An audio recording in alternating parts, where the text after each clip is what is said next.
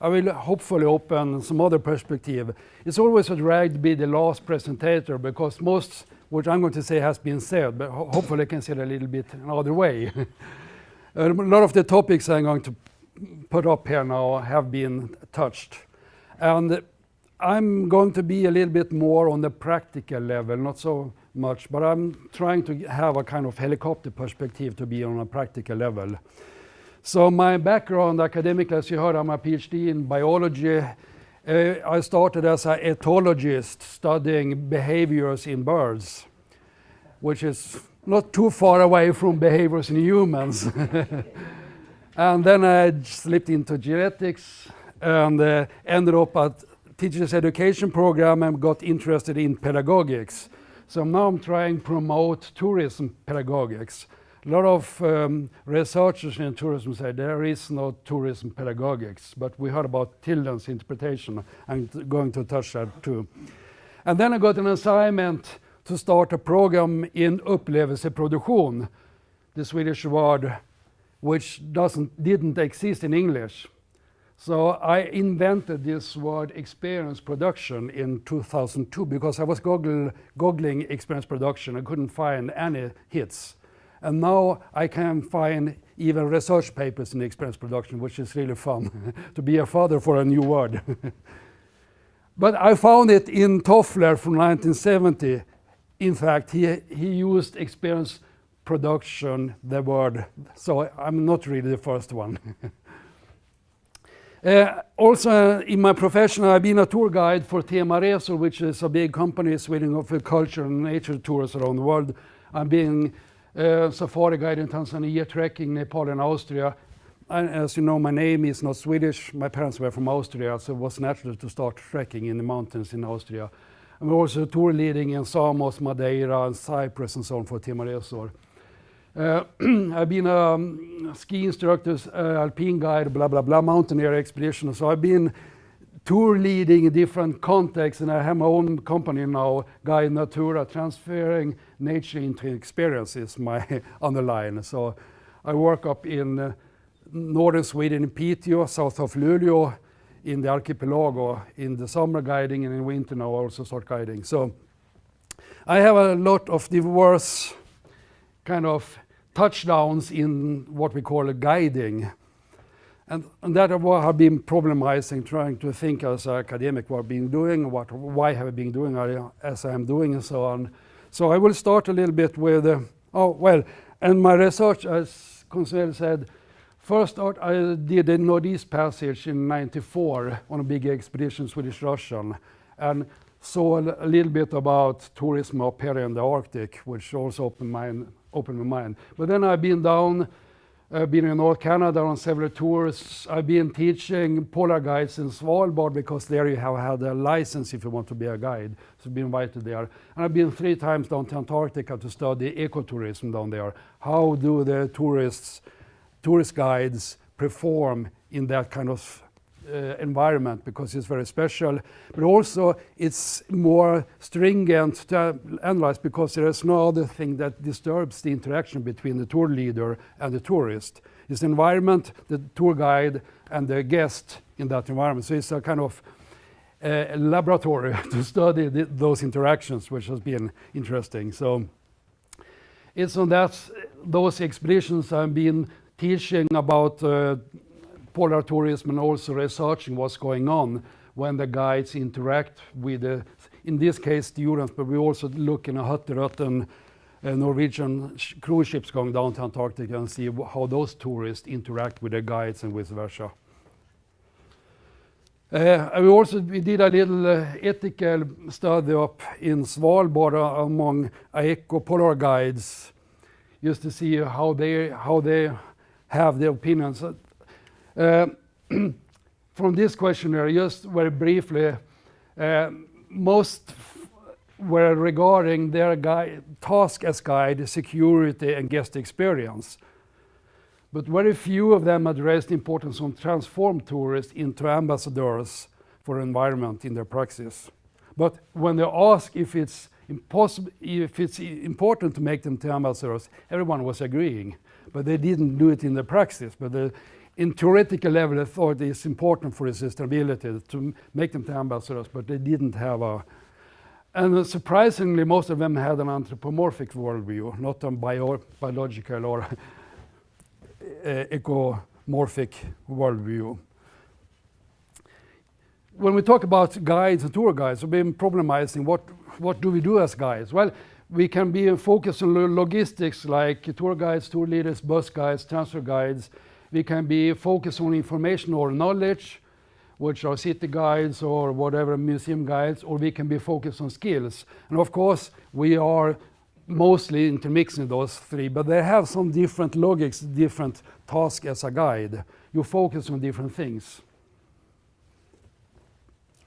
And also when I'm being kind of benchmarking guides around the world, and I will end up in a paper soon. But the original way of guide, if you look at the etymology of the guide, is to guide people in the landscape, pathfinding. I mean, the big armies in the Middle Ages, they had their scouts, guides to guide where to go through the landscape with the big armies of thousands of soldiers. So that's one of the... And of course, everyone who takes biology has had an excursion leader taking you out there and discovering the world. And we have lectures, quite a lot of the guides work as lectures. This is in fact here in Gotland, just outside here, outside the town, a fossil guided tour. Storytellers like Ebbe Schön, if you know him, he's a fantastic storyteller about the spirits and so on, and mythology of the Scandinavian myths. And of course, what I discovered, Linné had a special kind of pedagogics, the Linnéan pedagogics, which is to promote his students' discovery, to discover the world. So he sent out them to find whatever they were interested in, and they came back to him, and then he had the storytelling about the subjects they're finding, which I find is pedagogically is really interesting. And then we have interpretation like Hans Ode, who is Carl from Linné up in Uppsala, when you meet him.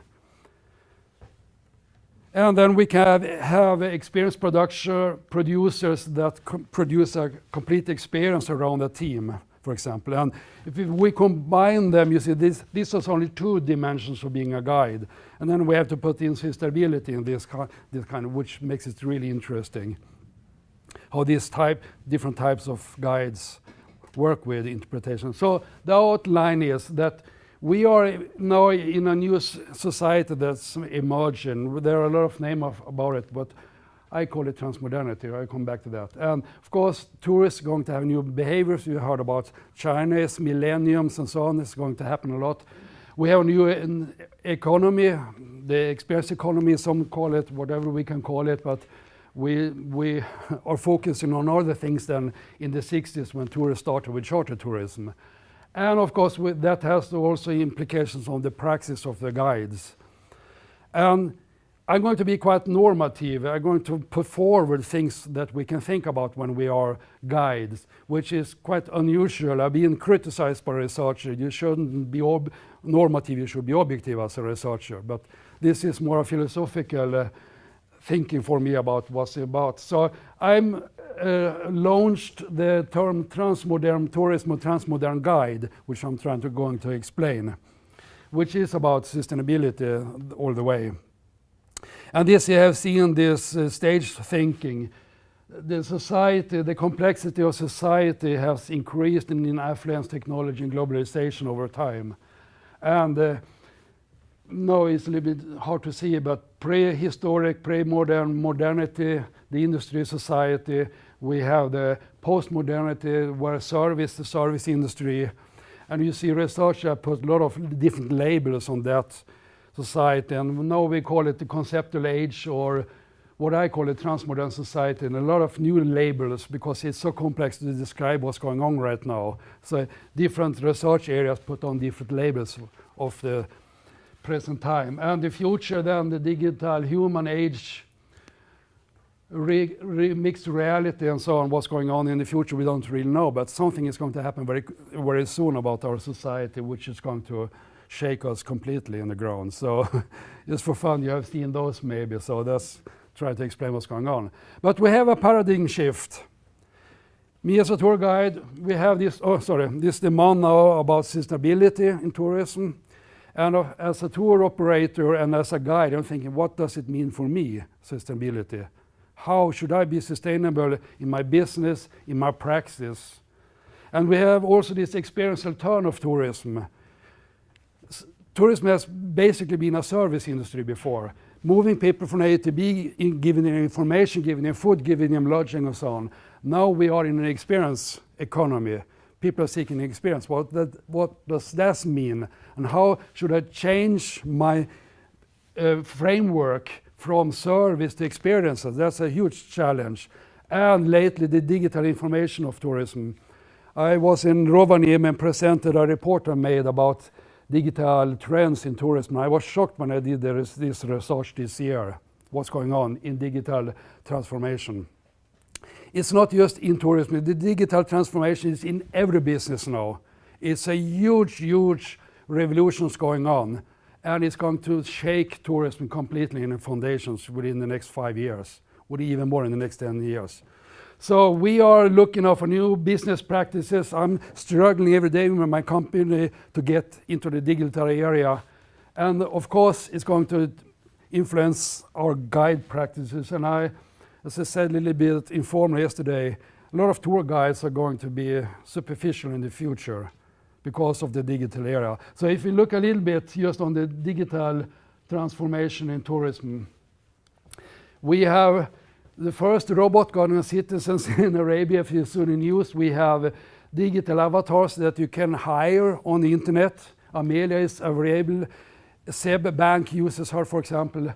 And it's so much going on. Internet of Things is completely changing destinations into smart destinations. My wife here started a PhD program about studying how will that change tourist behavior, destination management, and so on. A lot of researchers say that's just buzzwords.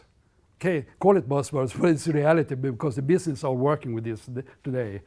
And you know, this is a flower of social media. We think about Facebook in social media. We heard about WeChat in China, but I mean, there's a lot out there in social media. And just to understand that is really, and then Elon Musk, heard about him, the big entrepreneur who was going to send people to Mars and so on. He just started a company to get the brain better connected to the internet. And he's putting in billions of dollars in that company. So it's going to happen quite a lot. So we have wearables now, computers in new glasses, but in the future we're going to have lenses instead of iPhones and so on. So there's so much going to happen. Telepresence through different kind of, what do you call it? Avatars, and you can be there. She is there as a hologram, and she is in real life. That's going to change the conference business, meeting business quite a lot in the future.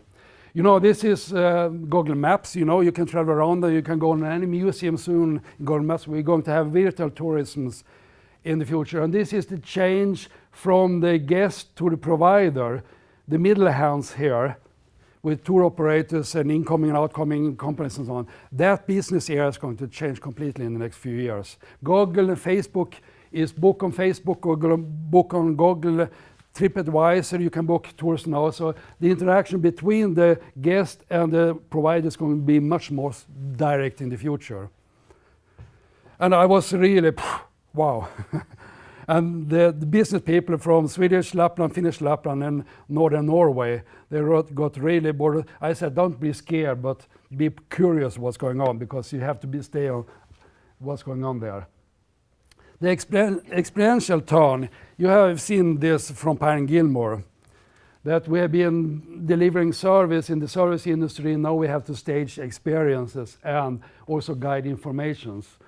This is the price, it's higher price, lower number of individuals working with, and of course this is really challenging, and that's where I come in, the transmodern tourism come in, guiding transformations, and the coffee model. Your family, you have seen this model, everyone, I hope. And this is the foundations kind of for this experience economy. I have looked a little bit different on this. You know Maslow's need of hierarchy. When I go out on a tour group, before I can start to transform them or somehow affect them, we need control on all this.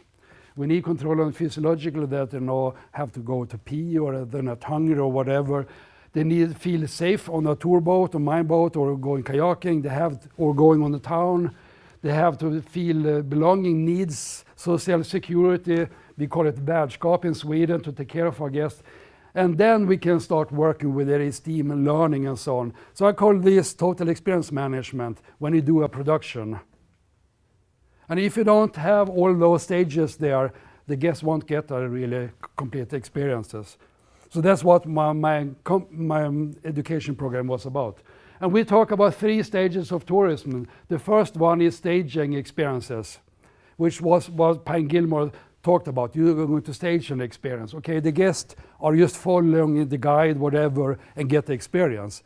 And then suddenly came a new buzzword, co-production, which is the second co-creation.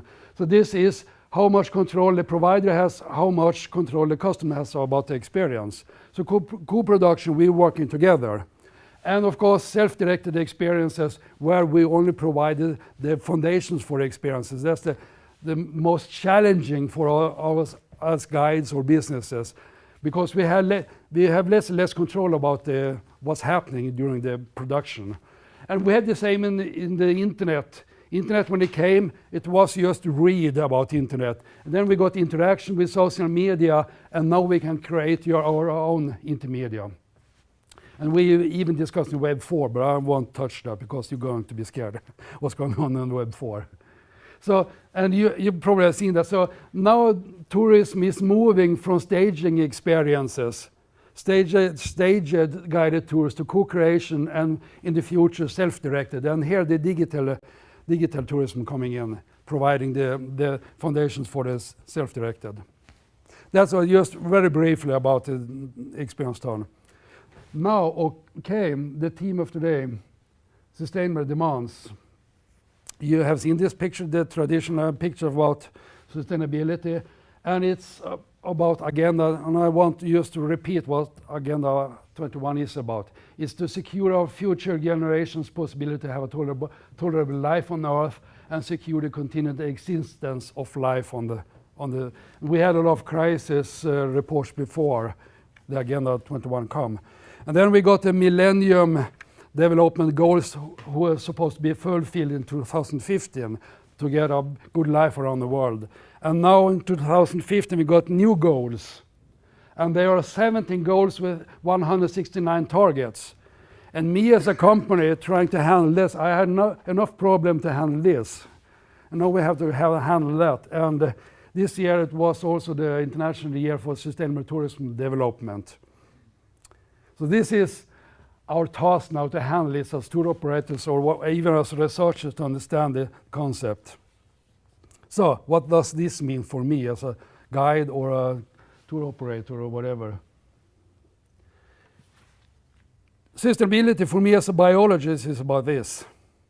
If you have a population increase like human population increase, we are 7 billion 2030, we're going to be today with 7.3 billion. And of course we can't grow infinitely, so we have this growers, which we can see on the agar plate with bacteria, and we have a carrying capacity. And that's the big issue about sustainability. What is our carrying capacity as humans? We have talked about mass tourism. What is the human carrying capacity? And of course we are already now in the slope slowing down the growth. But we're going to be 11 billion in 2100 according to this, if nothing happens. And you know, we had 1 billion tourists in 2012, and in 2050 we're going to be 2 billion tourists around the world. And how can we solve that? Yep, okay. That's the big challenge. So we have a different kind of carrying capacity, ecological, of course, economical, social, psychological, crowding on destinations as we have been talking so on. And we have this destination growing model. We have the alternative to a special interest, and then the people start to write about it. People come and get mass tourism, and the destination collapses, or starts over again, or whatever. So, and Visby, of course, is up here now, going up with the cruise ships coming in. And this is about tourist management, tourist destination management, which is really important. So increase tourism. We can do as we have done in Swedish national parks, exclusive, no tourism there, only friluftsliv. But then we don't really engage people in about conservation or whatever. We can have businesses, as usual, tourism is money. We get very superficial kind of experiences in mass tourism. We don't change people by tourism. We don't get engaged people for this Agenda 21 or 2030. Or we can have what I call green tourism, transmodern tourism, transforming our guests and protect the earth. And I think tourism has to take that oak to be more sustainable. Or we can do, as a lot of is going on, greenwashing now, sustainability and greenwashing. We can put some words about in front of our products and call it green and sustainable, but is it really sustainable? So the traditional model of sustainability, there are some alternative models, and I put the personal sustainability in front.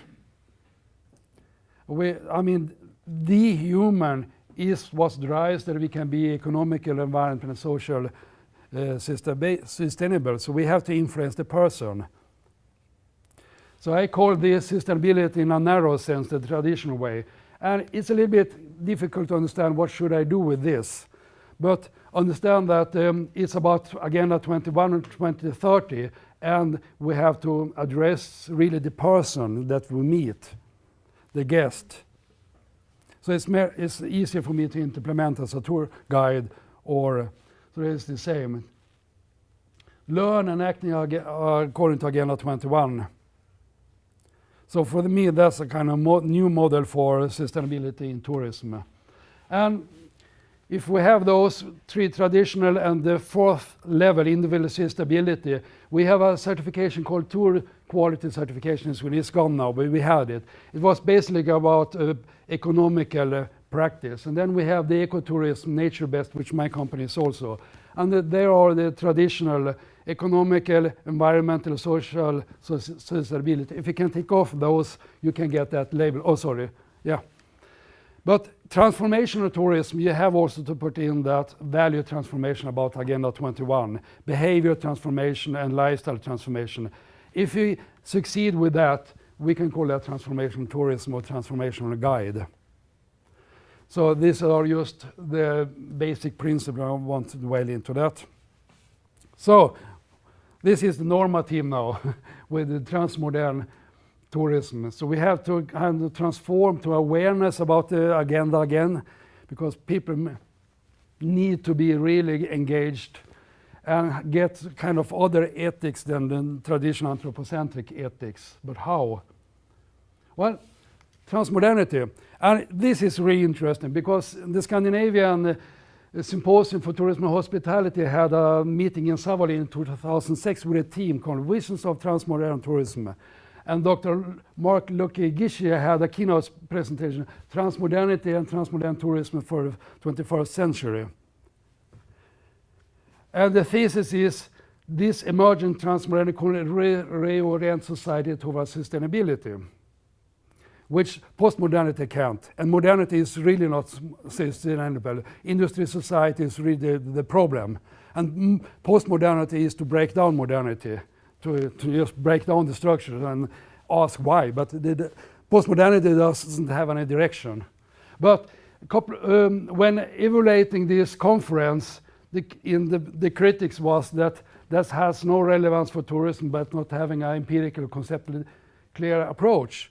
So, yep, I've been thinking about since then, what can this mean for tourism? There's another person who wrote some papers about transmodern tourism afterwards, but most of the research community hasn't touched about this subject at all. Because transmodernity is a philosophy against the Western lifestyle. It comes from the Latin America, And it's a kind of synthesis of modernity and pre-modernity. And of course, we can sign those values. We don't have a transmodern society, but these are values in this, a kind of direction for society that people can really sign. And of course, it's a little bit back to basic again. From having prehistoric to the modern, where the cosmos is materialism and growth. And everyone knows that economical growth can't go forever, but how can we solve that? That's a huge challenge. And having a kind of direction like the transmodernity, then we can slowly adapt for it. And Finland are in a tourism sense quite long forward. So I was listening to the destination manager of Levi, and they call it transmodern tourist. They had an idea about what it is. So my conclusion is that transmodern tourism has a goal, a helhet for sustainability, survival of humanity. And that tourism must then more actively implement Agenda 21 or the new 2030. So tourism has to be normative. How to do it? We have to transform our guests more specifically and decide to what and how, and have clear learning goals. I have got a lot of resistance from researchers and even from the business saying this, but from the students they love it because that makes their work meaningful. So, for example, in nature tourism, we don't only have to learn about nature. We have to learn in, with, for, through, and for nature. And just not performing facts and knowledge, but also the awareness, feeling, and action. And Pine Gilmore, in their model of experience production, the staging experiences, they had education as one of the main areas to be. And of course, entertainment, aesthetics, and escapism. And this education needs to be included in the traditional tourism model, not only to eat, sleep, transport, and do, but also to learn and become transformed. So here's Thomas. And this is, he's not a traditional guide. He's really an interpreter, but the picture was really lovely. Thomas introduced me into this with interpretation, but you know this information theory that you have a sender and a receiver and you get some feedback, you transform information, and that's what typical guiding is about. And you have a lot of information, you have to do a selection, what to select. You can either have a script, making it a little bit more boring, or you can improvise, having more fluent kind of guiding. But if you think about guiding, what did you learn yesterday about guided tour of Visby? What is your takeaway from that tour? What would you say when you come home? This is Visby. A lot of people will remember this red box from the Second World War. But is that really the message you want to implant to your tourists? So that's why, and also a lot of guided tour is like this.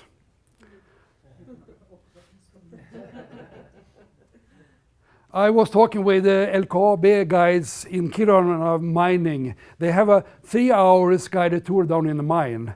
And I asked them, what information do you give them? Oh, we tell about everything. Okay, what do they learn? Hopefully something. But I would say they learn nothing because there's information overload. So that's why interpretation is so much better way to do it.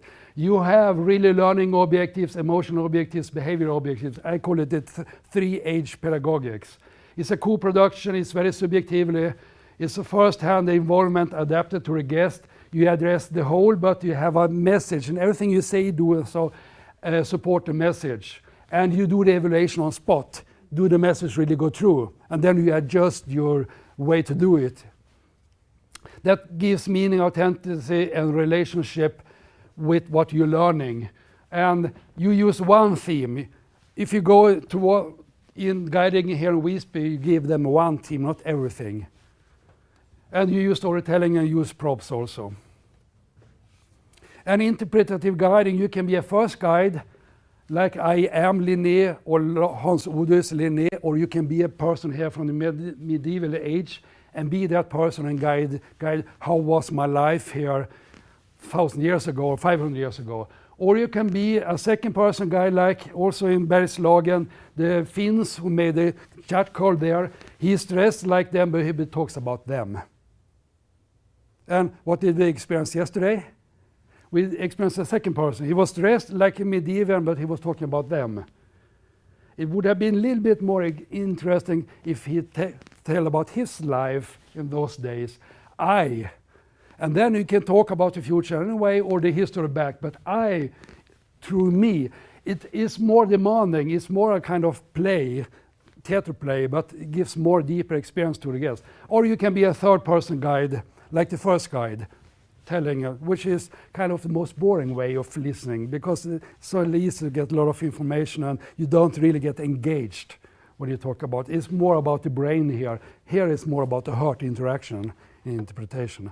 So it's about basically Kolb's learning experience. You have the heart has to be there. That's the 3 learning goals of interpretation: the heart, head, and hand. Thinking, the information you get, you're reflecting, what does it mean for me? And then hopefully you do something what you learned. Coming back to Visby, talking about Visby as an ambassador, about sustainability, whatever. So if you plan a guided tour, use those 3 ages. Yep, I know, very quick. So that's why I call it green pedagogics, and we have the black pedagogics. If you talk about environmental problems, yeah, you discuss the problems in, the blah, blah, blah, and so on. People get depressed. Or you don't touch it, no pedagogics. You just been there, seen it, done it, which is what you do in mass tourism. And as we heard, that's not really sustainable tourism. And of course, you can do, no, it's a little hard to see, showing the beauty of what you're showing and address the heart really so that you get an action for it. And how can we do it? Well, Higgins in Scotland gave me a good model for it. He called it, we heard about 3 or the 5 Ps yesterday, but these are the 5 Cs. You can talk about complexity, connectedness, consequences, citizenship, and care. You can dwell into that, you get this, I won't touch it anymore, but education should be about changing the world. I would say tourism should be about changing the world in the future. That's transmodern tourism. And just for example, because my students up in Svalbard said, okay, we bring tourists from around the world, a lot of carbon dioxide emission and blah, blah, blah. I feel really bad being a guide up here. Well, if you transform your guide or your guest just a little bit, if they go back, eat 1 hamburger less every week, in 10 years, you have more than overcompensated that emission to go to Svalbard.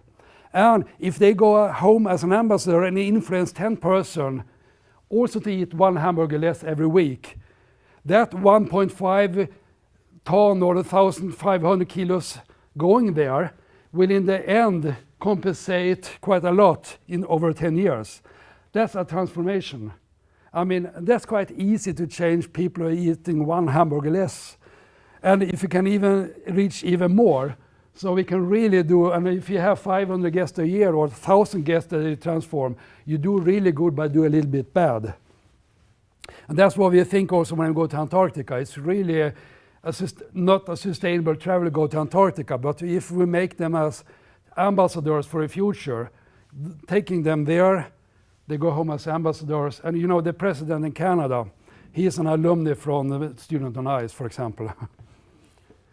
So conclusions, transmodern tourism is kind of normative for sustainability, based on transformative experiences, aimed to transform personal responsibility according to Agenda 21 2030, supposed to do, not 10.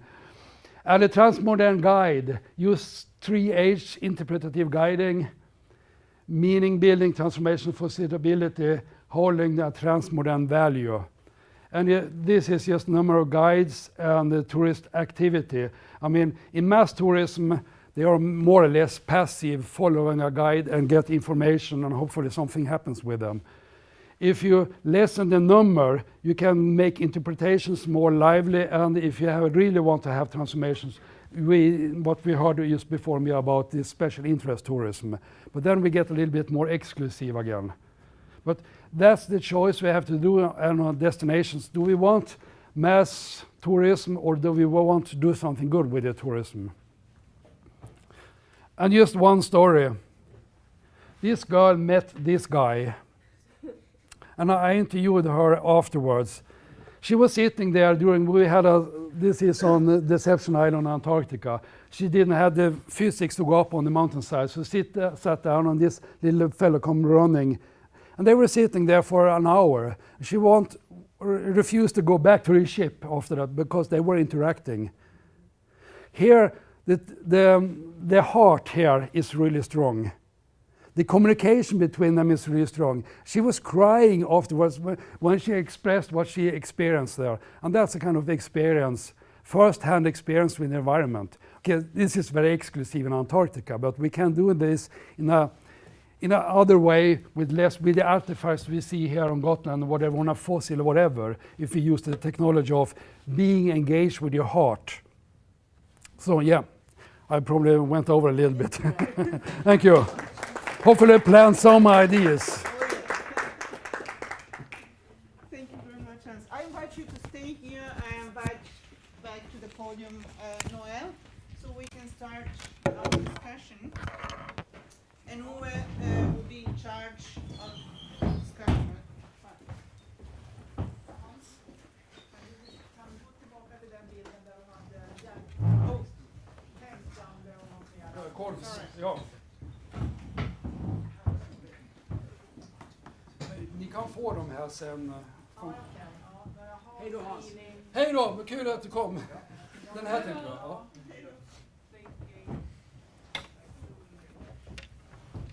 So,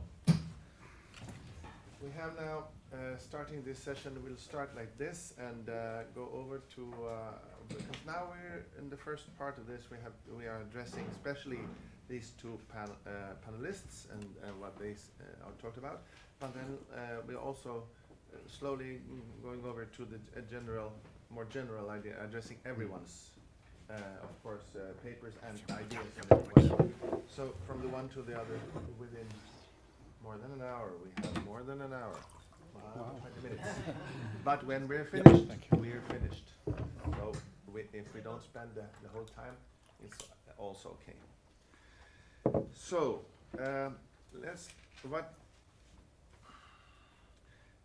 there are some interesting points where these two papers come together. For one thing, both of you stressed that that guides, not necessarily human though, but guiding and guides will, there will be room for guides also in the future, because tourism is not going to go away, and there will be intermediates, interpreters, could be a growing space, not necessarily human though, but you also proposed that what we today know as guiding or professionals will not be the same in the future. The complexity, as you stressed, is there already, and that you are stressing the changes that could come within a short future. So this there are also other areas where you decided. But let's have some ideas from the floor first, or some questions.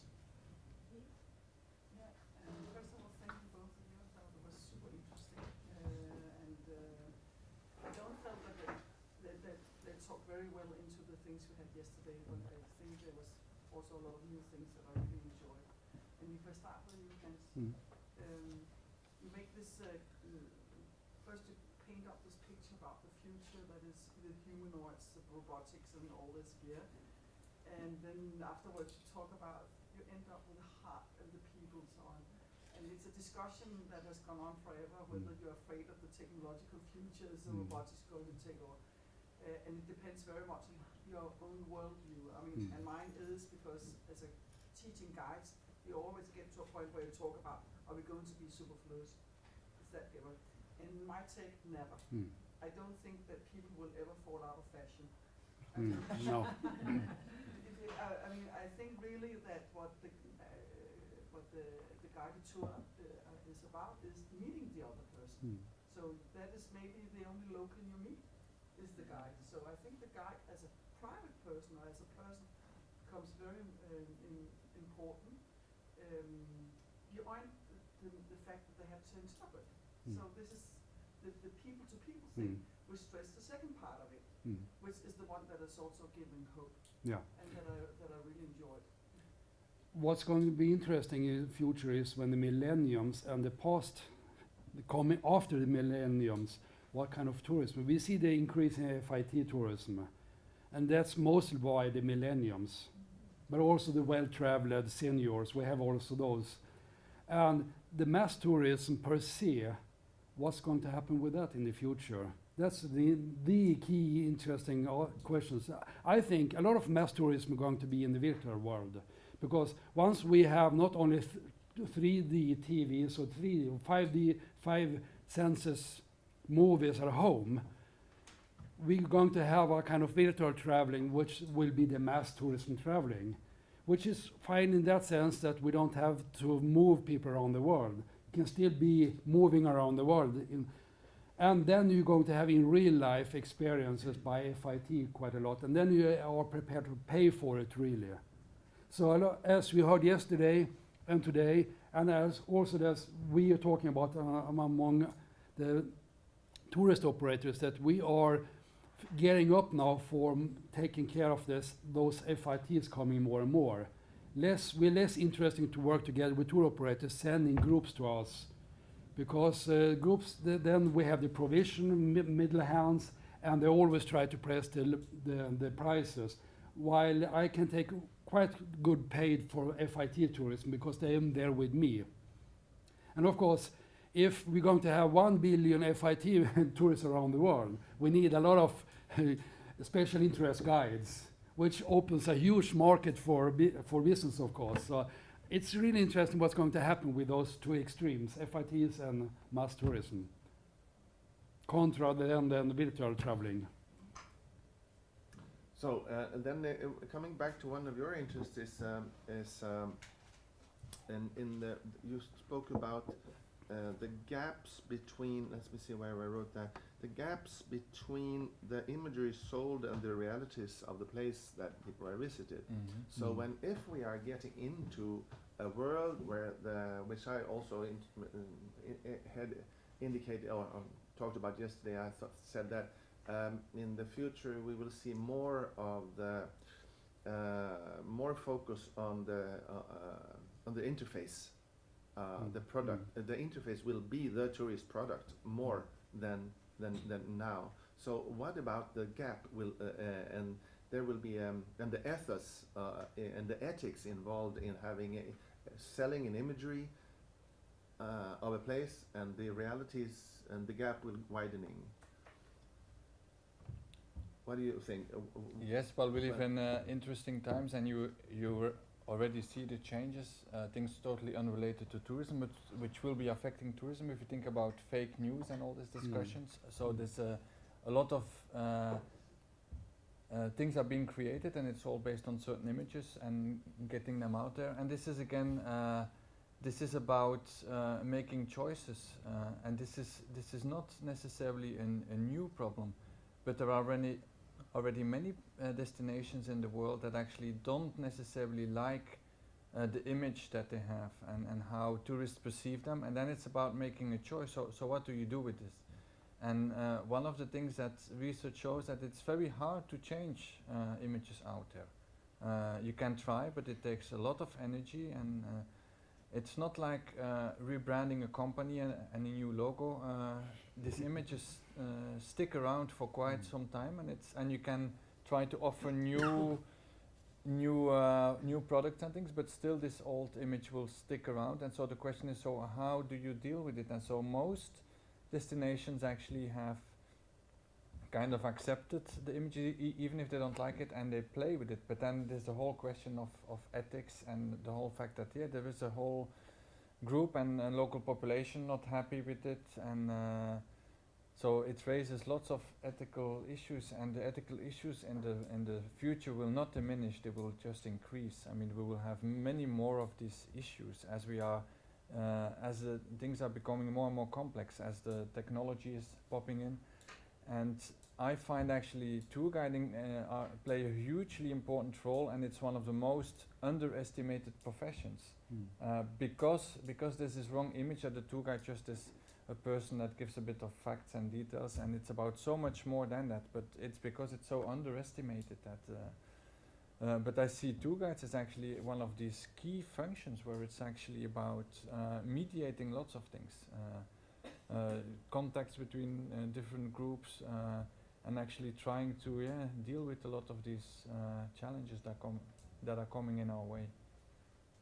It's coming from the outside. It's not hard to see that tour guides in the visions we have seen about tour guides here is playing a role not very different from those intermediates or messengers or whatever you call them that mediate between very young ones and the old ones. We call them teachers, and we call it the places they go to schools. And we know the importance we place on these things. Now we have talking about intermediates, messengers that operate between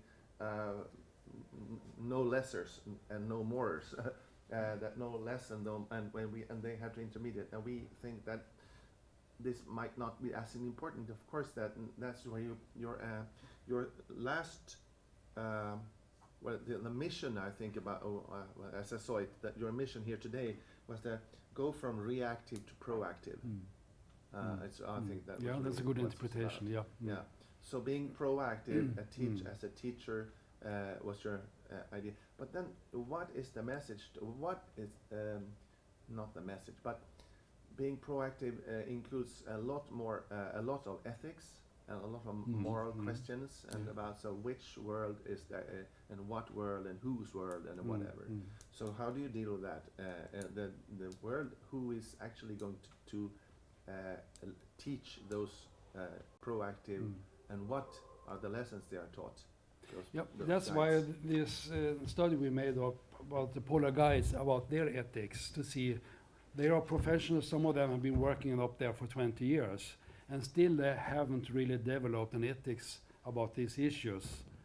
And that's why guide education programs are so important, that you lift those ethical issues about what is your mission as a.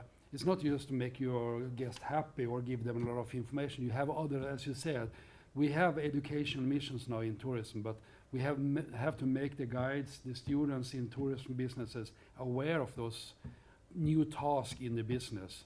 That's why we have to make this, because at least in Sweden, tourism has been seen like a hobby. It's not been taken seriously, like in Austria or Australia, New Zealand and so on. We don't have any really certification systems, neither for businesses or the guides and so on.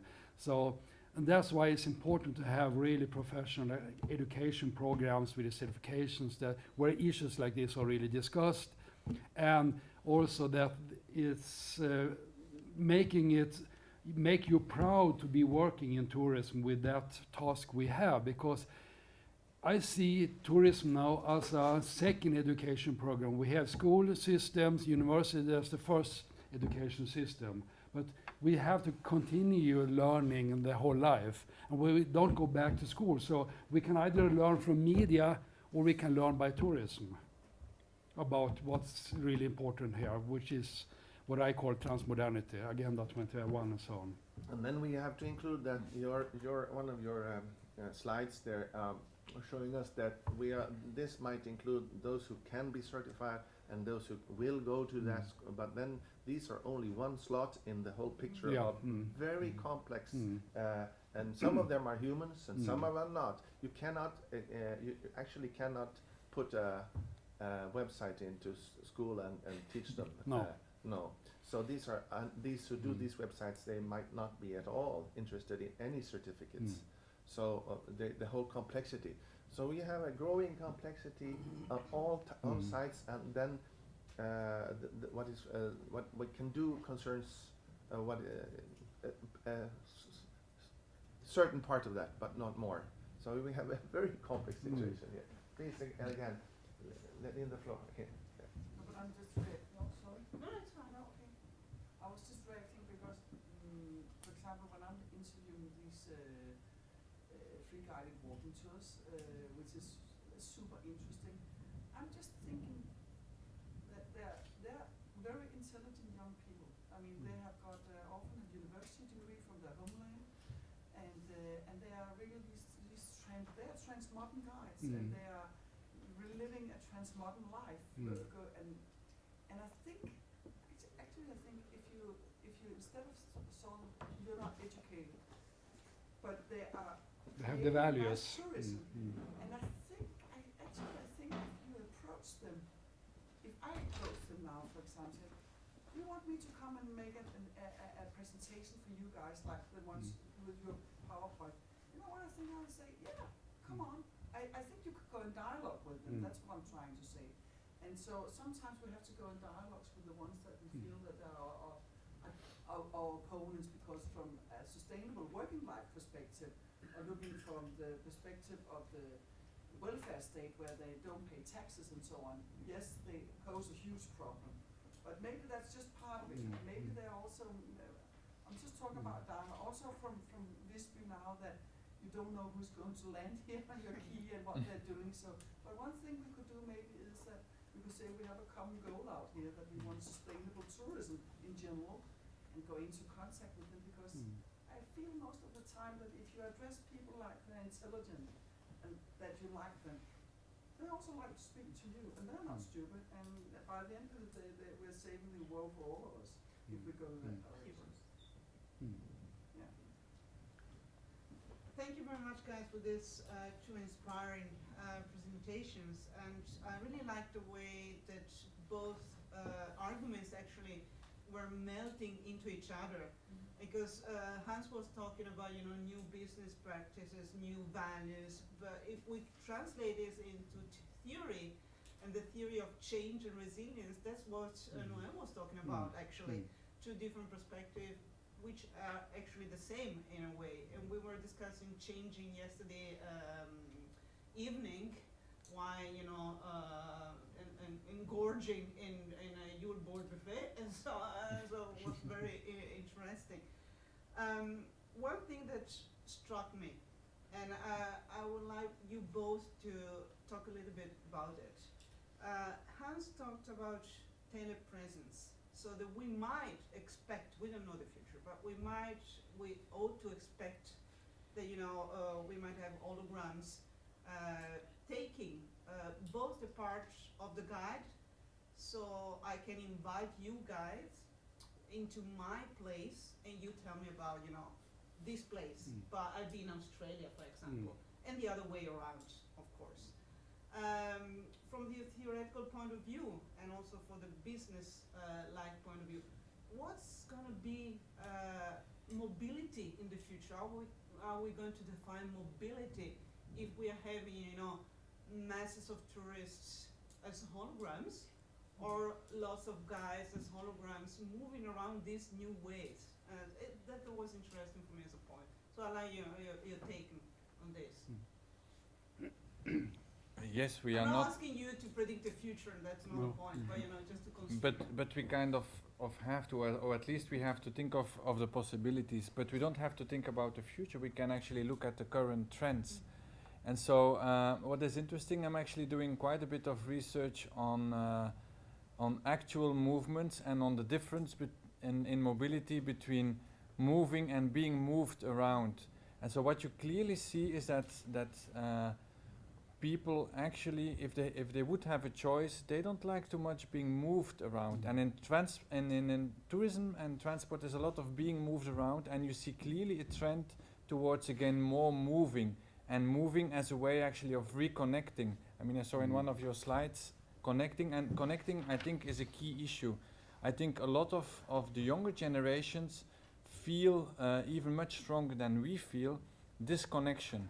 They feel disconnected from culture, disconnected from nature, and so moving is actually, and this is a very old practice of moving as a way of connecting, because if you move yourself, it's by definition slower than being moved by a train or a plane, and this allows people to reconnect. And this is why I don't believe that there's people that have been predicting this, that there will be, that virtual tourism will replace, and I think this is utter bullshit. I think people feel they have also a biological need to move, and this is related to our well-being. People need to move, and you already see in our sedentary societies the huge consequences of not moving enough.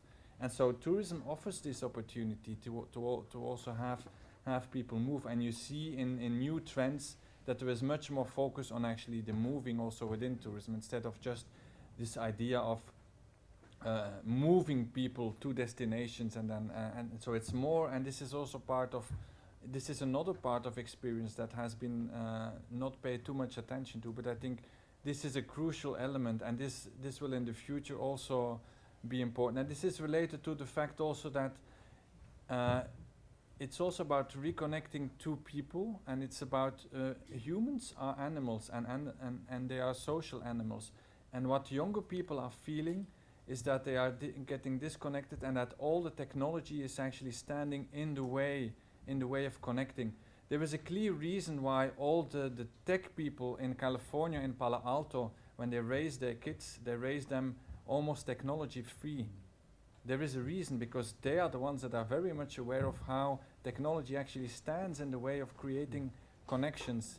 And so this is what young people feel. And again, tourism is one of these options where people are given like chances to actually feel again into how it is to connect with other humans. And that's why I am actually not all that negative towards the future. That is, if as tour guides and if as people in tourism you make the right decisions, you can also make a lot of wrong decisions, and then you can help to screw this planet even further. About telepresence. I don't know if you have seen Dan Brown's new book. He Yes, gives an it's very example. much about He gives an example in a museum that everyone gets Yeah. this device, the personal individual guide. Yeah. And I think that's going to be very, very common in the future, because the technology is here now. So that kind of guiding, museum guiding, place guiding, is going to be replaced by avatars, or just like in that set, sound or whatever. But I agree completely with you that as humans we have this need to connect and interconnect, and that's going to be, and that's also interesting to see how big cities now are formed again, because again they're creating green areas. Okay, on the roofs of the skyscrapers, but they're creating green areas where people can meet and so on. So that's really, but the problem is if we're going to move people or be moved around the world as we do today, when we're going to have maybe 2 billion people that can move around the world, because we don't have space for them, we don't have the hotels, we don't have the guides for them, but we're going to have those customers there with the money to travel around within 30 years. If the economy still grow like it does today, we don't know about that either. But so there are huge challenges, there are huge opportunities, and I think we have to be optimistic. I'm always optimistic. And that's what I also say about this technology revolution which is coming now. You can either be afraid and resist it, and you're going to be passed by those who embrace it. You have to embrace it, understand it, and try to do the best about it. We can't stop technological evolution, but we can influence it. We can use it in a good way. And that's the huge challenge. And that challenge needs knowledge, because people nowadays, no, that's not my business. I still waiting on people phoning me to book my but that's history. With the new IFTs, you need to be bookable directly from the mobile on the spot and be prepared to use. And so, yeah, it's going to be a selection also among guides, among tour operators, among companies, if you embrace the future or not with the technology. And of course also with the incoming, outgoing operators, there's going to happen quite a lot in the future. Because Google is going into tourism, Facebook is going into, we have seen what TripAdvisor has done, and we can just imagine what those two companies, with the resources they have, what they can do for tourism, for digital tourism. So we are now already heading into maybe the main issue here, the main question why we wanted this to start talking about this is that there is a certain human, there are certain human values that has to be safeguarded here within tourism. Sort of develops from certain human, not only values but needs and desires, and develops from that. And some of these, we feel that I think we could agree on some of those, that we have to safeguard them. From this program we're running here, started by we need to appreciate that people have to visit each other to create human culture. What culture is about meeting people.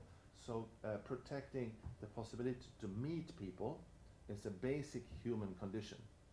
Then tourism is about meeting, but a special variant of this is another, and there are many. But so there are certain things that has to be protected and safeguarded. And then we have an industry to do that. And then what suddenly develops here is that industries produce infrastructures that are not necessarily meeting these demands any longer. The well-known example is that everybody would like, this is not too much any longer, but 40 years ago, everybody had to buy a new newspaper every morning because the news was changing every day. But the collected sum of that newspaper buying is the news industry, and that won't change. It's just the industry. It's a very stable, very it's a concrete infrastructure. And the same with food. We need to eat every day new food, and we can't eat old food, which we have already consumed. But that food, which we have to change every day, will create a fantastic infrastructure that will be there, very stable, and not changing. Then this infrastructure will predict and set the conditions for what is possible to consume as food and as news and so on. We know that already, and we have it with tourism. Probably that's why we speak about mass tourism and yesterday cruise tourism as the bad guys. Because we like to think of ourselves as agents in our own right. And we like to think about ourselves that we are informed, intelligent agents. But on the other hand, we rely on those infrastructures like the telephone companies, like the internet companies, or like the cruise shipping companies. And we need to also address the question, who's in charge? What is in charge here? So to safeguard the possibility to meet and to visit, that's one part of tourism. But then coming back maybe to what you said, isn't it so maybe that the basic quality, the main quality that is protected in the tourism industry is quantity? While on the human level, it's totally other qualities that are at stake here. So when quantity becomes a main quality, it changes things.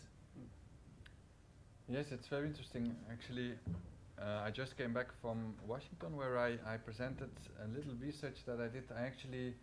I did some research into UNESCO and UNWTO, and I was looking at which are the disciplines that have influenced the agendas of these agencies. So who are the experts that have influenced? And it's very interesting to see how very different these disciplines are, and how UNWTO is totally hijacked by people, where it's all about the numbers and where it's all about how can we increase the economic gain. And so where this quality level is present in a little bit of discourse, but is totally not present in who is actually leading and who is steering this whole organization. This is all about numbers, and it's about economy, and it's this model of growth with this assumption that economy can keep on growing until the end of the planet. And this is, of course, this is not a sustainable model, because we all know that the economy cannot keep on growing, because a growth somewhere is always based on a loss somewhere else. And so this is how it works, and so this thing cannot keep on going. But this is a huge paradox, and this is why I'm also saying that a lot of the initiatives towards sustainability have been taken in very niche markets that actually have no impact however, if you look at the broader picture, because tourism is about numbers, and it's about increasing numbers. It's not about containing numbers. And so the huge challenge is how do you make tourism as a whole sustainable? Because a lot of interests in tourism are actually going against that. Even if there is a lot of talk about greening the industry and a lot of, but this is mere discourse. I mean, behind that, it's about making as much money as possible, and oftentimes that translates in having as much numbers as possible. Although, as I explained, there are other models where it's not about the numbers, but where then it becomes a highly exclusive enterprise, and then you are excluding lots of people. So that's a different option. And on the other level, we have, as we heard about yesterday, energetic, vigorous people that really loves and passionate for what they're doing, like we have a few of them here. What you advocated was to see these people and applaud them as ambassadors for another cause, for another way. So, could I ask you, there are a few guides here. So, how do you personally, in your cope with the questions of, do you actually cope with it or think about sustainability or resilience in your work today? And how do you do that? How do you operate with it? Maybe not in those terms. No? It's not the first thing we're thinking about when we're doing things, but we have to be flexible today. We understand that the situation has been changed. We have been talking about these audio guides, other means of technical means that exchange or work are being used instead of guides, tourist guides, humans. So we have to be flexible, and that was very interesting, both of your presentations, from the point of view of how we can diversify our guiding, our storytelling, our narrative, because we always do it anyway, because we have different types of groups, individuals. We do not always work with groups of 30 or 50 people. It can be a couple, it can be one person, so we have to be flexible in any way. But today the challenges are bigger, because then we get all this competition with audio guides, with free tour guides, and so on and so forth. So flexibility could be one of those points that's used talk about a point that goes in direction to resilience, but not necessarily to sustainability, because you can have resilience is not how did you put it actually? I wrote it down. You can have yes. You cannot have sustainability without resilience, but you can have resilience without sustainability. You can have resilience. So flexibility could be a way to have resilience without actually dealing with sustainability. But this is just a part of it. I was thinking of acceptance and adjustment, and this is more resilience and sustainability. But at the same time, we have to use other means to make it sustainable. So I do not have any ready presentation to tell about it, but of course we are doing things maybe without thinking of that we are doing it, but this is in our minds today, at least mine. So I'd like to invite you other guides also, but here please. Yeah, to speak. now I think I would like to add what I've been thinking for a while. We haven't talked much about taking a role. Yes, we had one man yesterday took a role, but you can have several people taking roles, and that's what we make in Linköping in our club. We make a play or sketches about. We also make dramatic guided tours. Shows what, for example, how was the Gelter canal built. The group meet Balsa von Platen, they meet people who dug, and well, that's an example. We also have an historic, well, we have several play about Linköpings blodbad, the bloodbath of Linköping. It was the result of, vad heter Bürgerkrieg auf Deutsch? Vad heter inbördeskrig. Civil War. Civil War. Yeah, Civil War. I just dropped it. So that's what we do, and it also avoid guides to be alone, because in our club we know each other very well because we play together and not always the same persons, but also in different constellations, so to say. So I think that is something telling that you meet the people dressed in typical clothing, and you can follow the whole history. Sophia. That's what I do. So that was really, yeah, and I think that was something for the Visby and for the mass tourism. Yes, We're we're doing a as lot well. in the medieval week. Yeah. But I know that. Yes, but in our museum we work a lot with equality to do a really good experience for every person that's coming to the museum. There are different kinds of people, of course. Then we have to handle the mass tourism. See, we know that they are coming and they should have a good experience as well.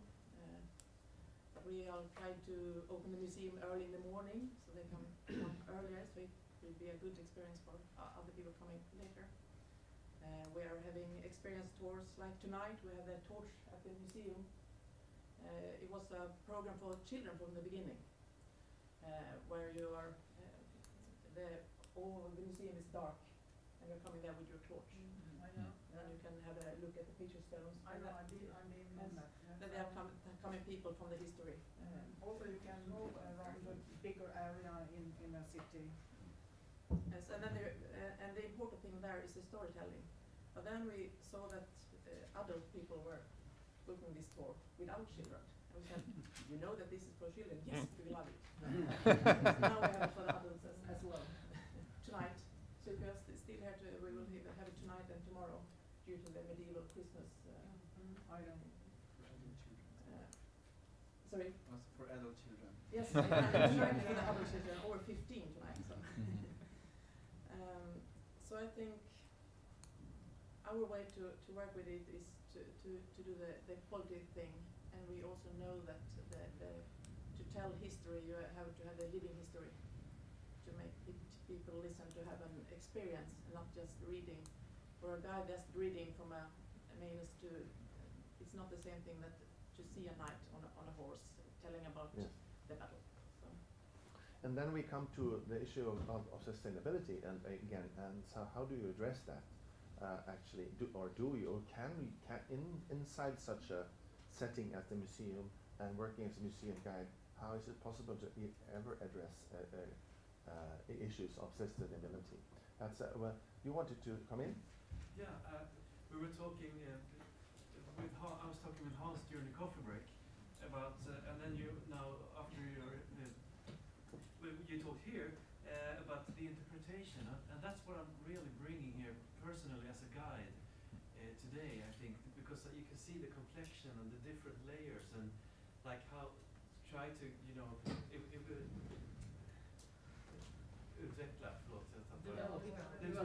as a guide, and it's really interesting because you were talking about the experience. If you walk out, for example, in Visby for 1.5 hours, what you went yesterday, for example, I wasn't with you, but to create, I've written these walks myself, and it's a privilege to be able to do that. But I think I will going to think more about interpretation in the future and finding the red thread. For example, I wrote. I almost succeeded with that. I think I wrote about Gotland, 1,000 years of city life in Visby, and then the thread could be what has happened here for 1,000 years, and I'm still building on it, but in a different way now with talking tourism, because then you involve yourself at this place. Also, you talk about the old things, and it's pretty complex, but I think it's a nice way of evolving and innovating. Do you have any more comments on that, Hans, maybe, or tips? No, I can only say when I've been benchmarking tours around the world that those who did interpretation, those are the I remember. I've been on hundreds or maybe 1,000 guided tours, and most of them I have forgotten because it's just information out. But interpretation, one in Lillehammer, for example, they have a kind of museum of buildings from different ages. I remember we went on a conference there, went in the house of the 60s, and a young girl met us. Oh, my parents are on a vacation for the first time going to Mallorca, and it's so great, I'm going to have a party, blah, blah, blah. I mean, that interpretation of the 60s sits here still.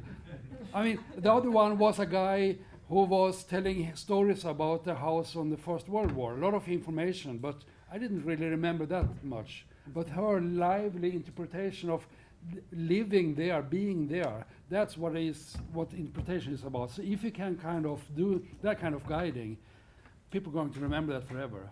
And that, and maybe also the red thread you talked about, it's that the whole guided tour you have to think and plan. Yeah, a lot every before. detail, yes. Every detail, and then maybe that could be a key to reaching resilience and sustainability in a broader sense. Maybe.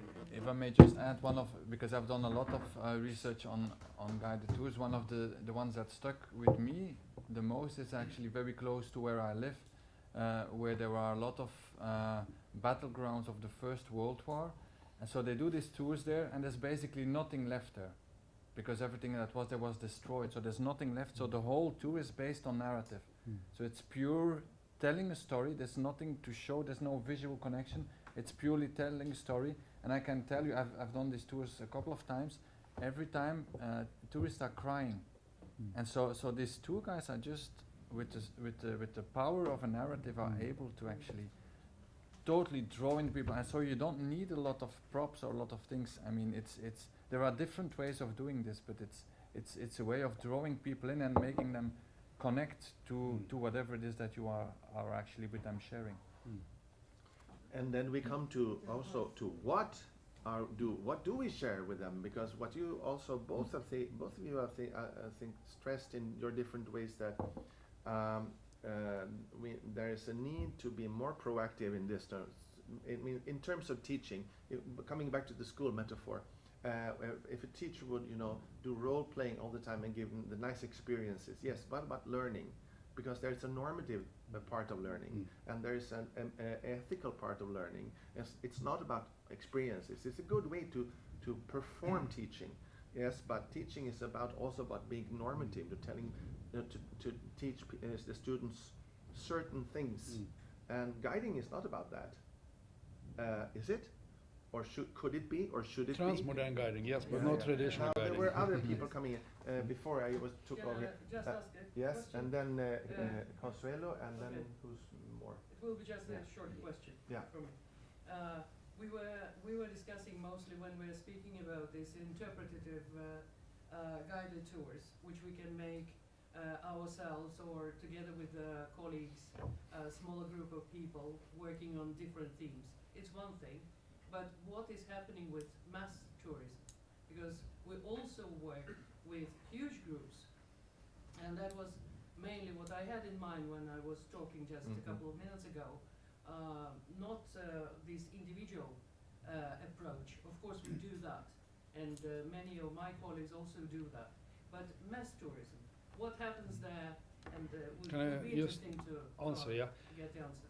Hans Odö, Linné Uppsala, that's mass tourism. He has big groups, 30, 40, but he is still Linné and having a message planting into them. So interpretation is not only about 1-to-1 or 1-to-2. You can have big.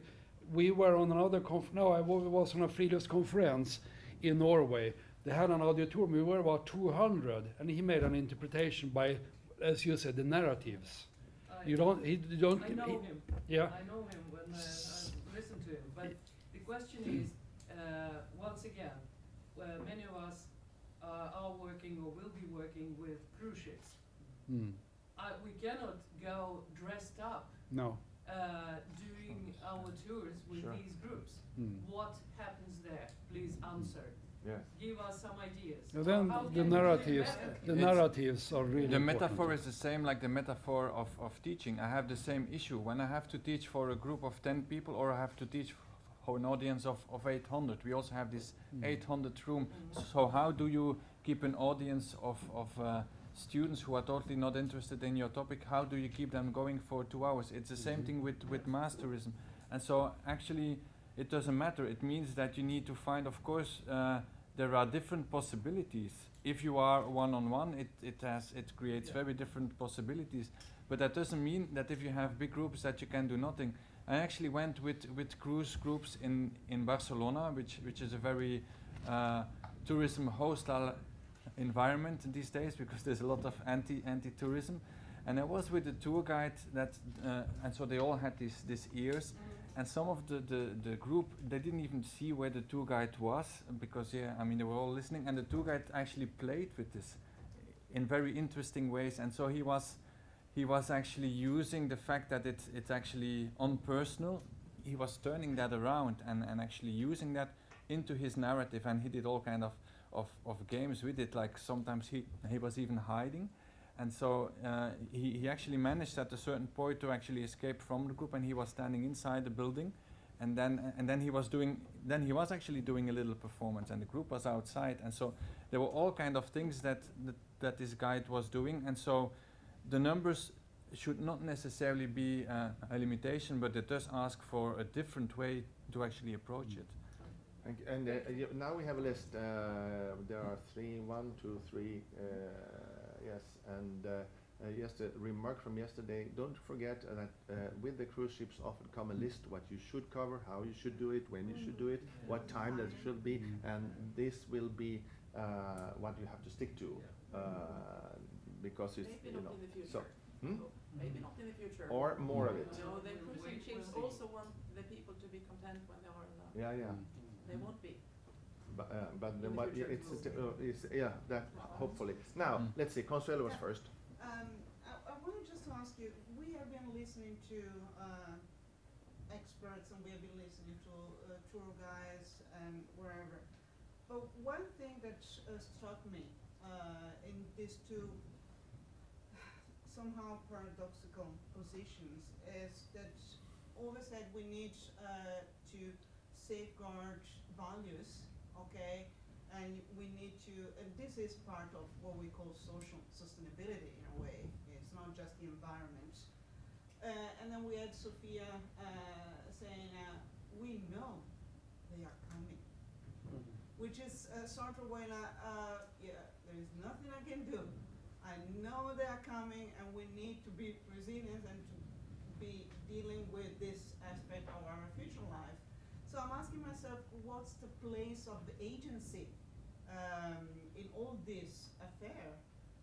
Because we need to, the values we was talking about is also us living here, giving us the agency to be able to be resilient. Otherwise, the social sustainability will evaporate and will be just part of I don't know what. So I would like you to comment from your point of view on this.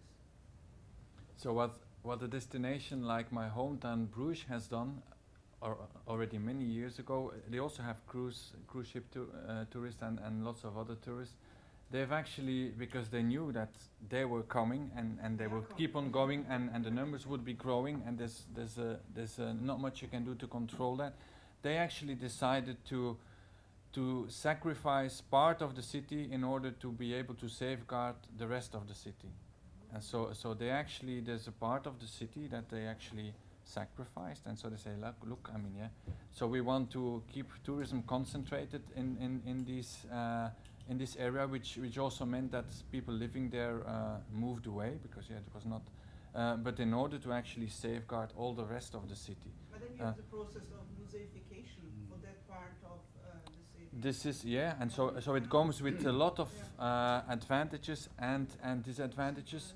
There are other places, like I was last year. I was in Dubrovnik, same issue, cruise ship tourism, horrible things, and where actually local tour guides are actually also not necessarily sacrificing, but they are trying to avoid on purpose certain parts of the city, also to actually keep them more quiet and more, and so the people, the local residents know that in this part of the city it's so there there is a certain type of agency, but there are, of course, all kind of constraints, and there are all kind of expectations and demands, and so you have to kind of try to navigate in between all these different expectations. Yeah. I work as a tour leader, and I bring groups to all over Europe, and I meet local guides. And you were talking about how do they learn something from the guides they meet, the visitors. And I have an example. We visited Slovakia a couple of days ago, and the local guide, she was talking of corruption and giving some examples. Like, the way she gave the examples was, please go to that restroom if you want to give money to to the mafia. And well, it was nice. She was telling the story, and afterwards, my guests, they would discuss that subject.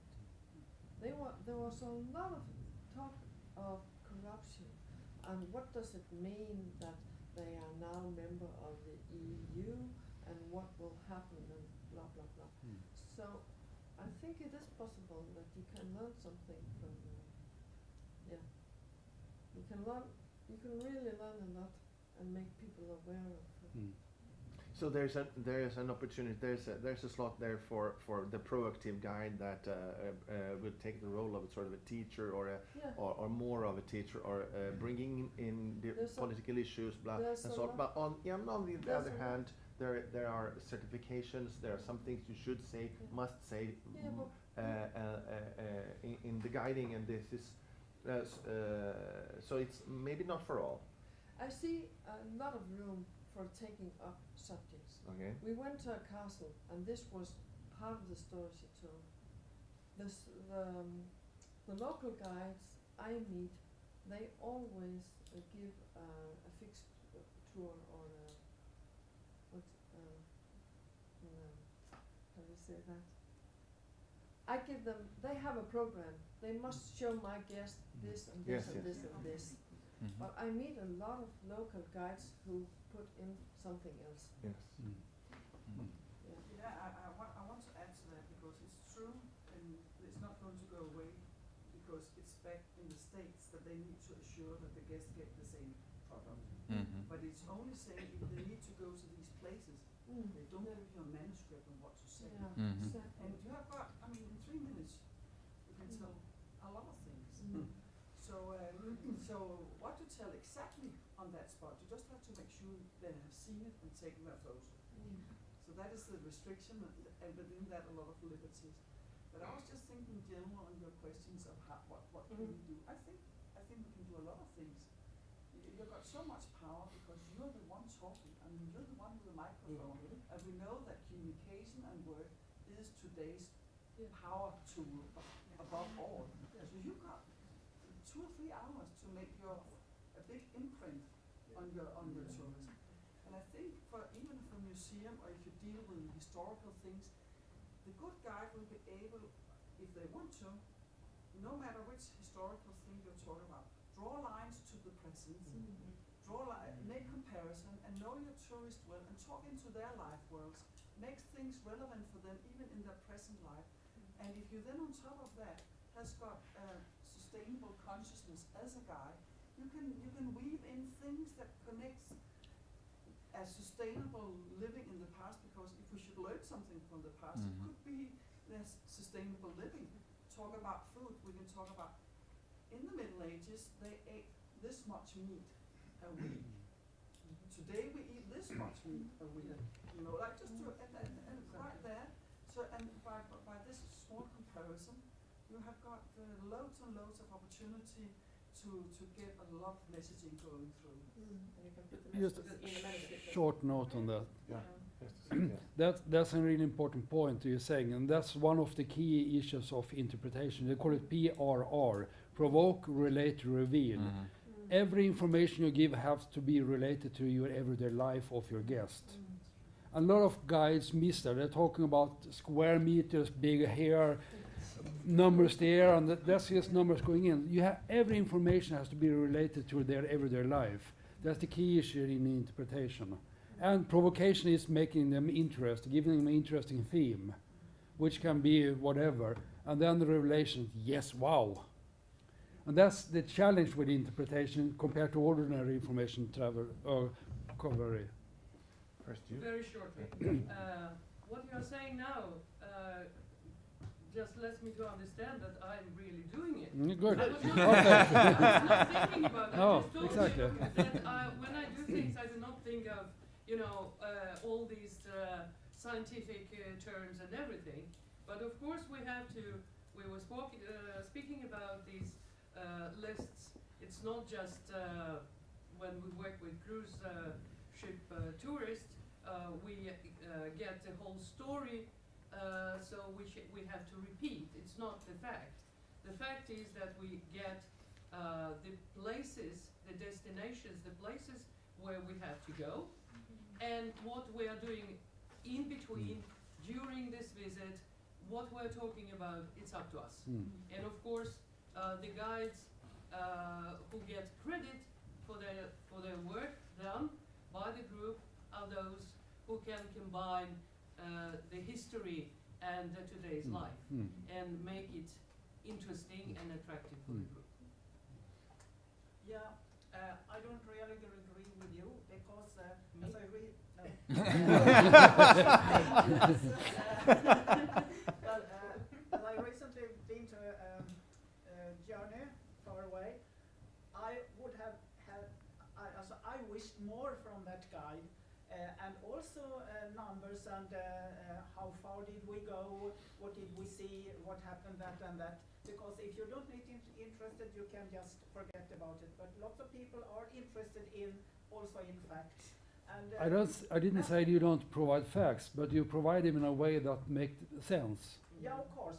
But That's so the difference. To talking about yesterday, if I were a guide in Visby and I guided people who never been here, I would have tell them the first thing that Almedalen was the old port, harbor, and all those ports or the doors or what you call it, they led out to the ships. And why the wall? Yes, because to take let the people from the countryside out.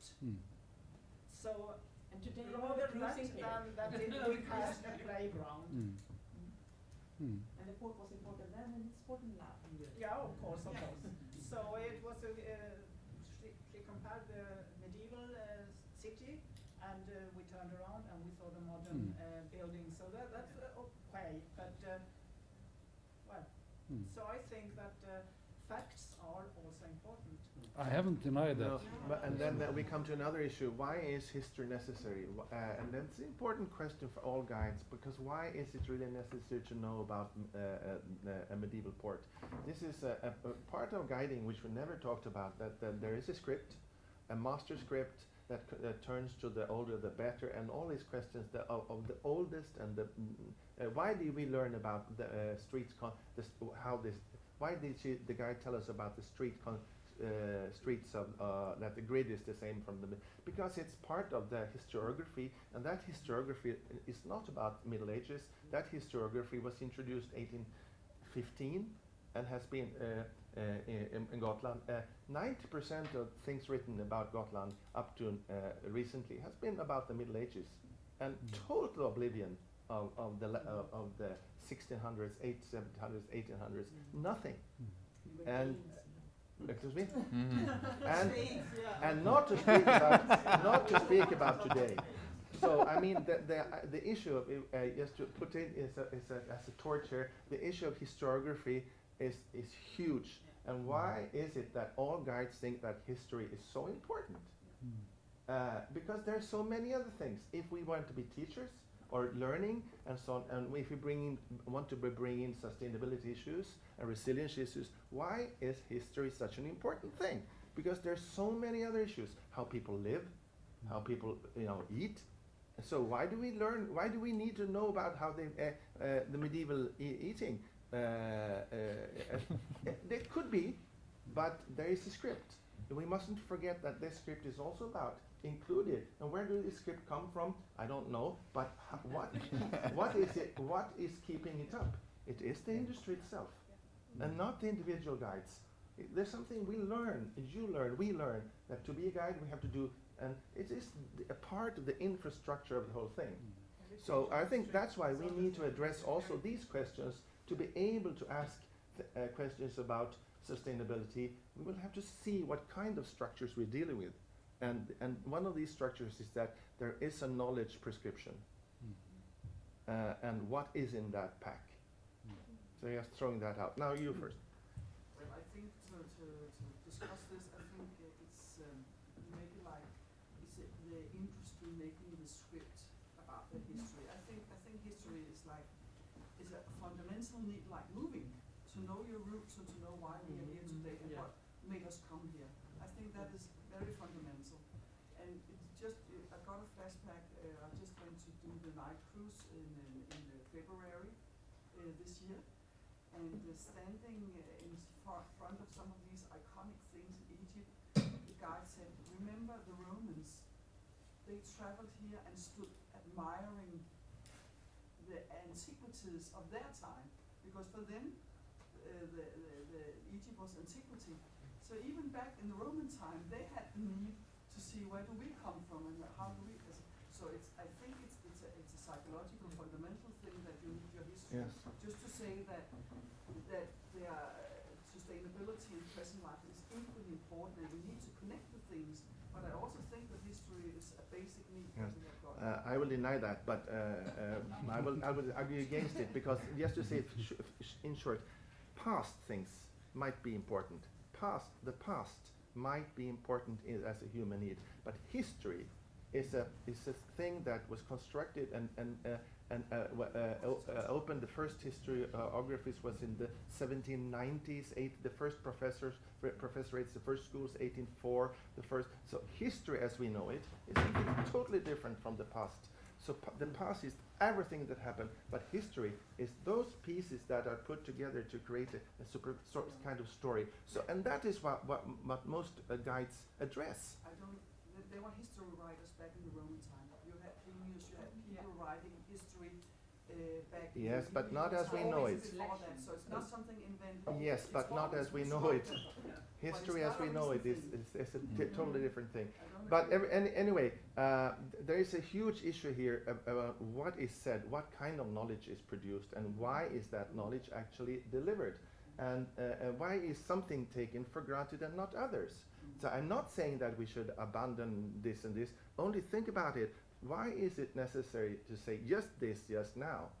So then we will discover that there are some things that we learn that these should be important because they are important, because they have been important. And we might need to come to a point, as you said, where did I put? To come to a point where we could actually engage in the future issues of sustainability. We might have to also to address the scripts that we already have. We are taking our scripts out from ratings and from what our customers want at the museum. Sure, and that's how it and works. We do have other tours, but 95% wants the historical tours. Yes, and that's how it works, and that's what I mean. The industry itself produces itself. It reproduces itself. So it's so how can we go about That it? is good to have the past and present together, because that's the most interesting thing. I think so. Well, I have to leave, so I have to. I don't apologize, but is there any chance that the speakers can produce their slides for the audience, or would you be asking them to send their slides out to everybody? Yes, we could do Did you that. write your name here on the list? My name's on the list. Okay. I'm Okay. sorry, I have something else. What he opted for was to send slides. If the presenters agree, we could we could distribute slides, which could be some help. I think it's an enormous amount of information, and my Yeah. brain's not big. Okay, thank you for. Thank you.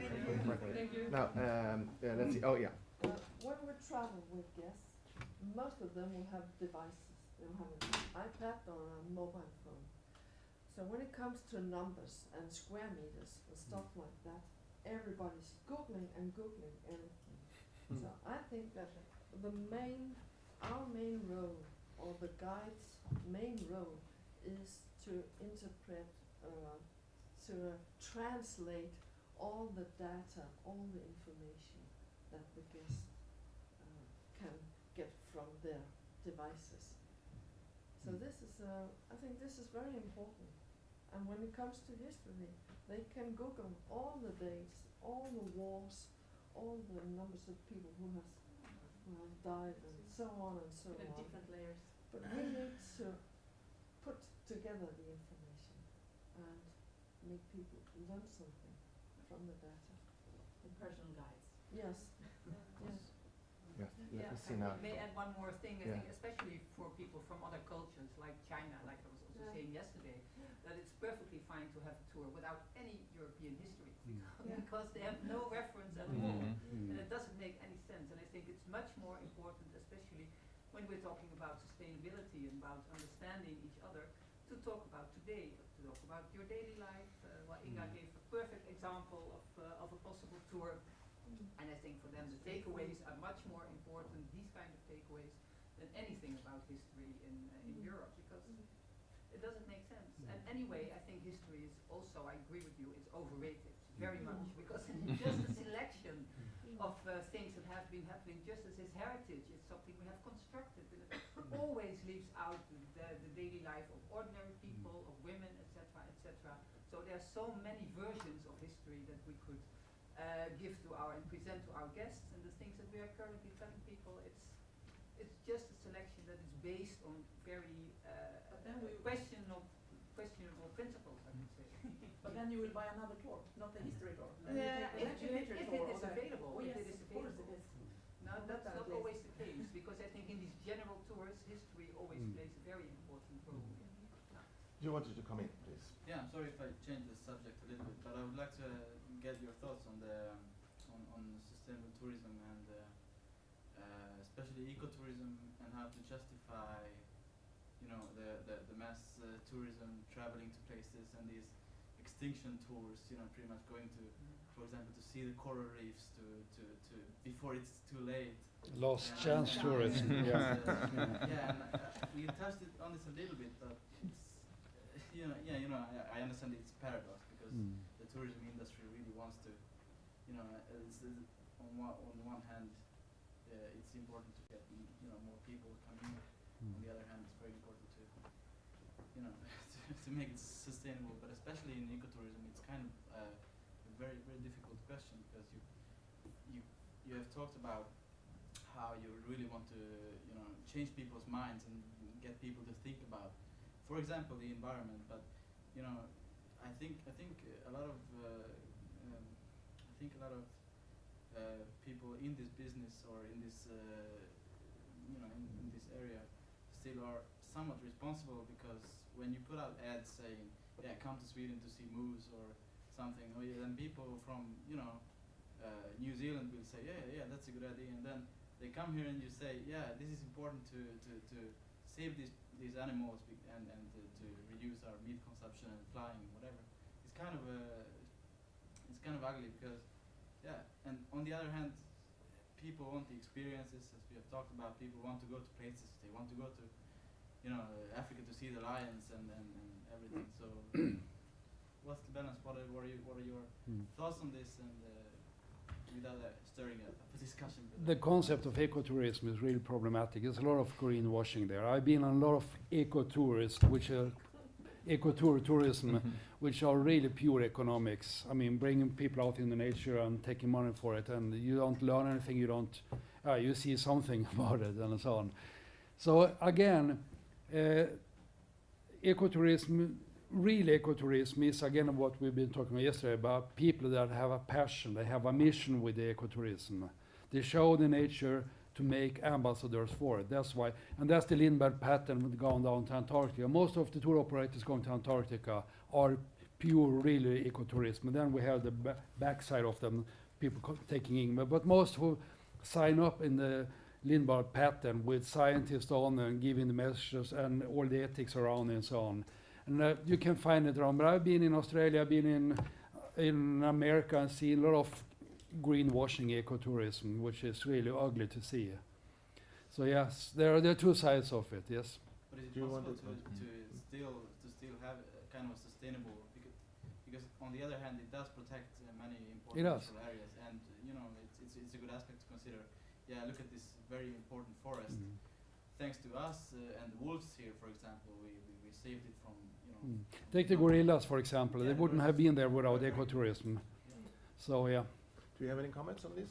Yeah, because you also pointed to the fact that actually the tourism industry doesn't control its own imaginaries, because there's lots of things circulating about Sweden that Sweden doesn't control, and this is of course a difficult thing. So you may develop within your destination, not even Sweden, but within a local destination, you may develop a whole sustainable strategy, but then that strategy may be actually boycotted by all kind of other imaginaries about that destination that you as a destination do not control. And what you see now is that there are certain countries who are at the national level actually moving towards controlling the image that circulates about a country, and at the national level it's much easier than at a more local level. And so you see all these agencies now that actually I don't know about the Swedish context, but I know about many other countries where there are actually agencies that are within the government that actually want to control the whole image, not just the touristic image, but the whole image of a country. What kind of an image do we want to project? What do we want the world to know about Sweden? What kind of image do we want, in the hope that this generalized image will also then affect all these other ones that you don't control? So isn't Bhutan one of these main countries pretty much scaling down on tourism, saying, yeah, we are allowing this amount of tourists every year, and they can take a lot of money for it, and people will really save up the money through the years to go to one day go to this country where, you know, it's Yeah, this is what I mentioned as the other option of going very exclusive and high end, but that comes with all kind of other issues, and that means that all the other tourists who cannot go to Bhutan, they will go elsewhere. And so the problem that you solve in Bhutan is actually just shifting and going elsewhere. Please. Thanks for an interesting morning. This was good. But there was one issue that was raised, but we forgot to discuss it. The question of, are there generational differences? Are generations really different? And how does that impact on the guiding, if there are differences between generations? I question the issue because there are some research saying that there is really no big differences between generations. We just believe it. It's a stereotype. So I'll just ask you. We are all experts here in different fields. So what do we know? What do we see? What in what general? What do you? For instance, guiding a mixed group, age-wise group, or maybe the younger group or the older group. Are there really generational differences? Kairos Future made an interesting analysis about the experience for parks and resorts in Sweden, and they came up with a life cycle. Depending on what stage in life you have, you're seeking certain kind of experiences, certain kind of tourism and attractions. Like, I mean, if you have small kids, you adjust your traveling according to that. If you have no kids, if you're solo, if you're retired.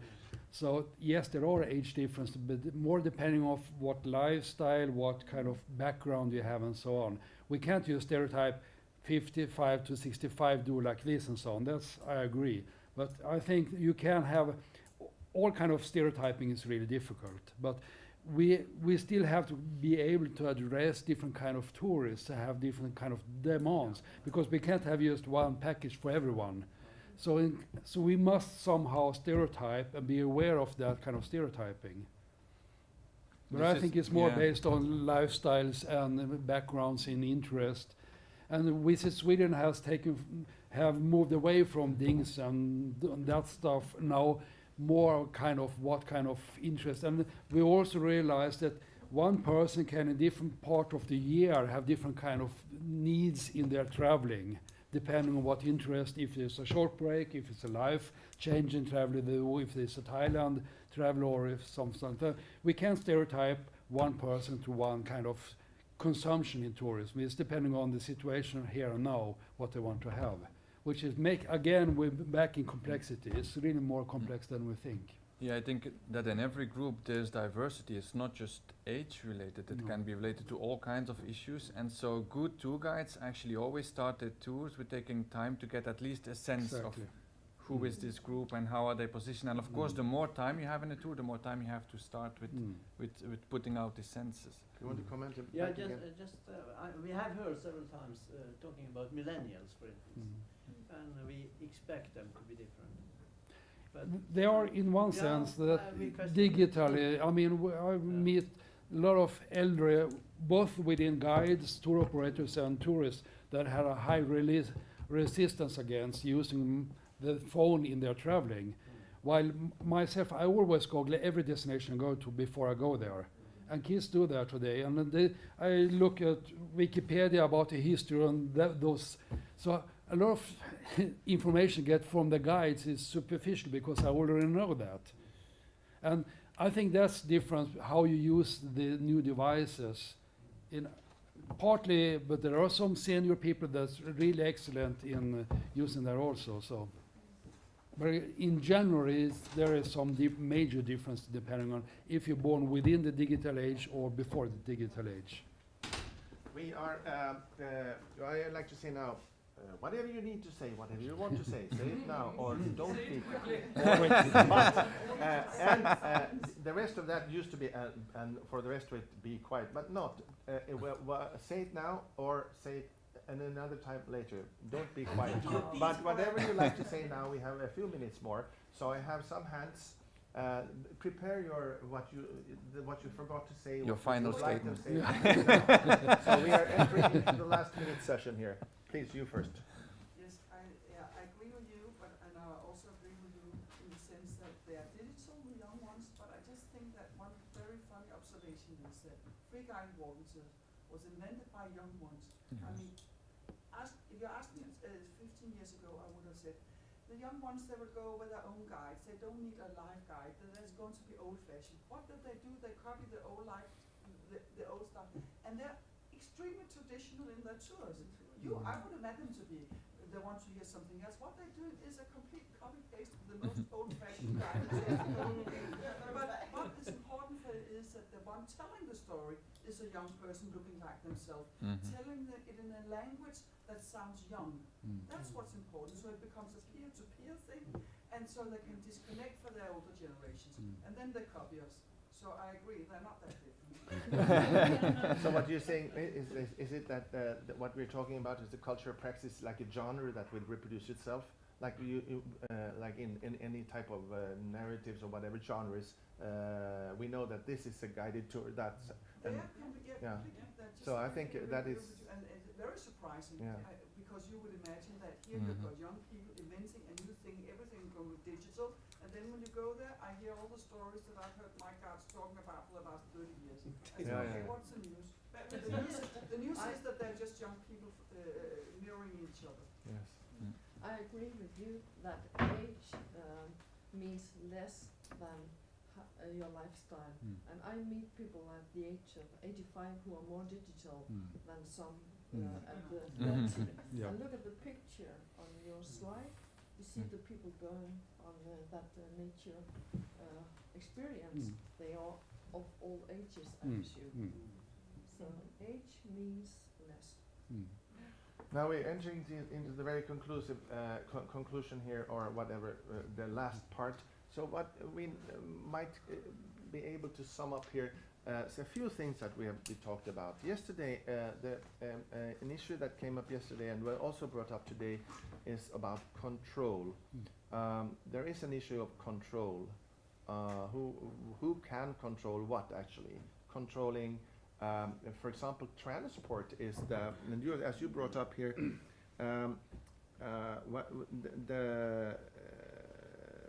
where did I write? Yes, there are issues around heritage production and tourism and transport, which is not often talked about.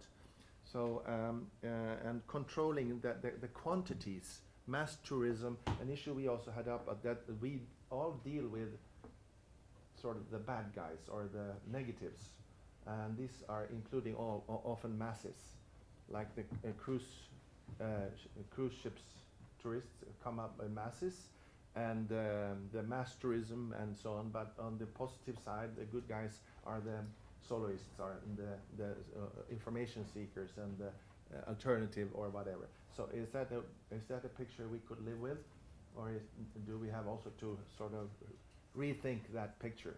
One issue that was brought up yesterday also was, is it really true that alternative solo or individual tourism is more sustainable than mass tourism? Could it be better to pick to place 10,000 together and bring them in one ship than to have 10,000 people in 8,000 ships to come or whatever? So it's and that goes back to an issue that you brought up, which is actually really important also, which you have maybe not talked too much about, that there are sustainable issues of different types that may compete.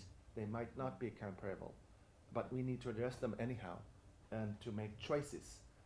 So that has also been brought up. And one of the main questions that at least will will take from this, that which was really not this is where we started. Yes, guides are in a precarious position. That's one of the first lectures we heard, papers we heard. It's a precarious position because you need to do all this kind of interpretation, all these kind of messaging, and going back and forth. And you cannot decide yourselves what you do, when you do it, to whom you do it. Then there's only a slight option for taking your going your own way. And some of you have spoken about that this might be diminishing the space for the individual guide, and while others are propagating that it would be opening more of individuals. So we have these two competing pictures also here. So these are some of the inputs that come, and also we have learned, or we should maybe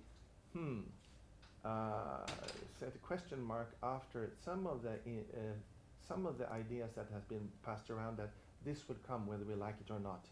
Either will it be the new technology, or the Chinese, or the cruise ships, but it creates a picture a picture that, are we really not agents of? Could we do we not have any agency?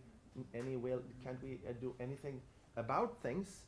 Of course. So, which comes back to this idea that we are talking about two things, or at least 2 or 3 levels, and some of them we can address, and some others seem very far from us.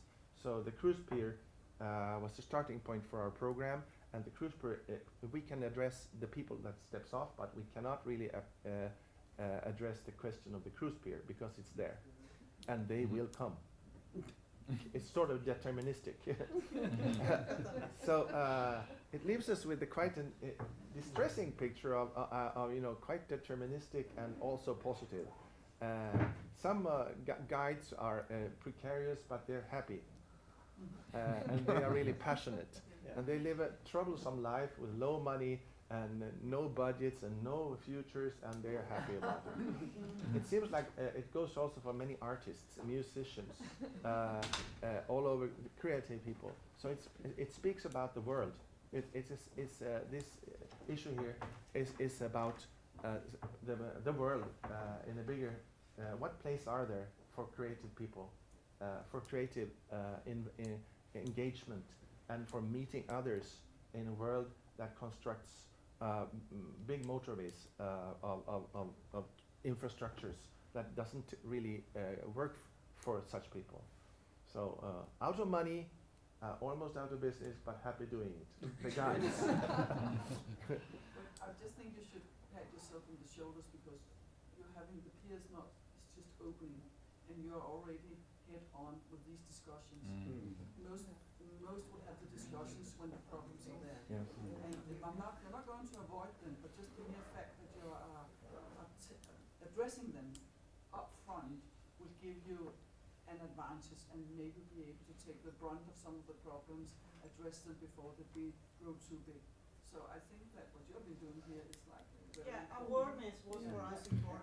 Yes, maybe an advantage, but not maybe not locally or regionally, because we are not among the most popular people in the regional administration. I would say so. This program has been quite set up as a sort of an enemy to because of questioning would not necessarily mean to hell with it all. No, not necessarily. Just saying, what is it that's going on here? So that is threatening to some people, of course, decision makers, politicians, and also to